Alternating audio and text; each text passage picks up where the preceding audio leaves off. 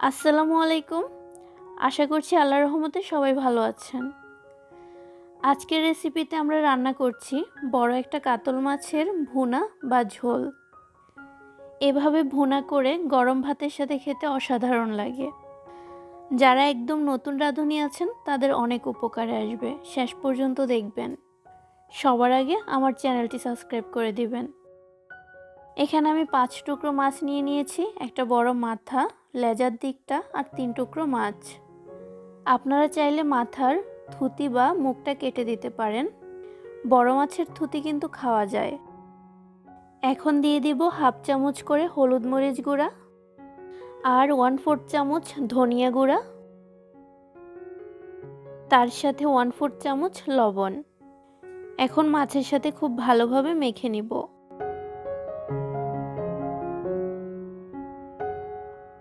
মাখা হয়ে গেলে রেস্টে রেখে দিব 10 মিনিটের জন্য। মাছগুলো ভেজে নেওয়ার জন্য প্যানে প্রায় 4 চামচের মতো তেল দিয়ে দিয়েছি। এখন আমি মাছের টুকরোগুলো ভেজে নিব। মাথাটা পরে ভেজে নিব।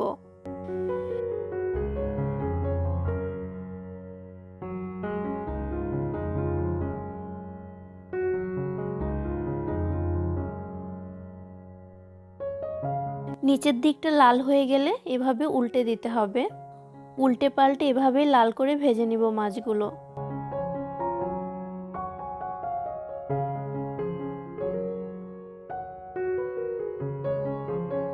আমার ভাজা হয়ে গেছে, এখন উঠিয়ে নিচ্ছি। মাথাটা ভেজে নেওয়ার জন্য আরও কিছুটা তেল লাগবে। এখন মাথাটা ভেজে নিব। একটু সময় নিয়ে ভেজে নিতে হবে। আমি চারপাশটা সুন্দরভাবে মচমচে করে ভেজে নিচ্ছি।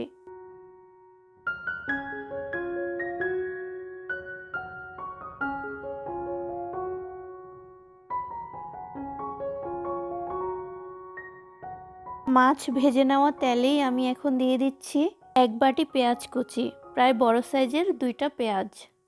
মাছ ভুনাতে পেঁয়াজটা বেশি দিলে খেতে অনেক ভালো লাগে।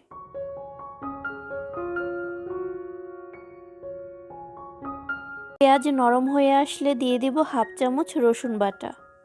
পেঁয়াজের সাথে রসুনটাও একটু ভেজে নিতে হবে। তারপর দিয়ে দিচ্ছি হাফ চামচ লাল মরিচ গুঁড়া, 1/4 চামচ হলুদ গুঁড়া, হাফ চামচ ধনিয়া গুঁড়া আর স্বাদ মতো লবণ। এখানে আমি শুধু রসুন ব্যবহার করেছি। আপনারা চাইলে সামান্য পরিমাণ আদা ব্যবহার করতে পারবেন, কিন্তু মাছে আদা ব্যবহার করলে আমার মনে হয় মাছের ফ্লেভারটা পাওয়া যায় না। এখন মশলাটা খুব ভালোভাবে কষিয়ে নিব। কষানো হয়ে গেলে দিয়ে দিচ্ছি 3টার মতো টমেটোর ফালি। এখন ঢাকনা দিয়ে টমেটোটা কিছুক্ষণ রান্না করে নিব।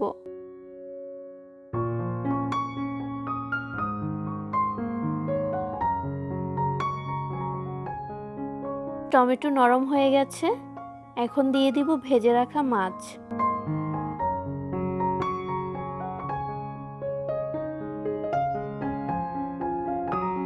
মাছ ভুনা করে নেওয়ার জন্য এখন দিয়ে দিব প্রায় 1.5 কাপ পানি।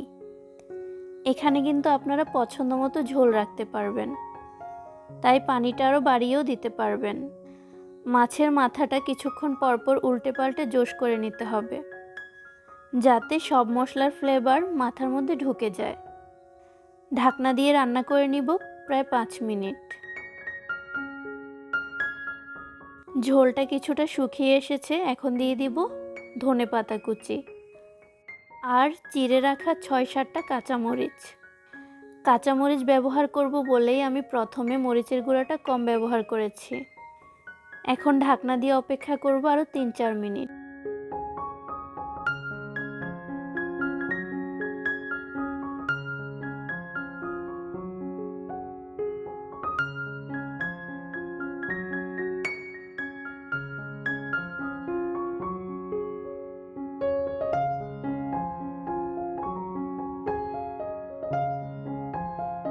আমার রান্নাটা কমপ্লিট হয়ে গেছে।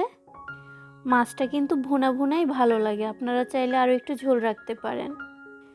টেস্টটা কিন্তু অসাধারণ হয়েছে। এখন চুলা থেকে নামিয়ে নিব। আশা করছি আজকের এই সিম্পল মাছ ভুনা রেসিপিটি আপনাদের ভালো লেগেছে।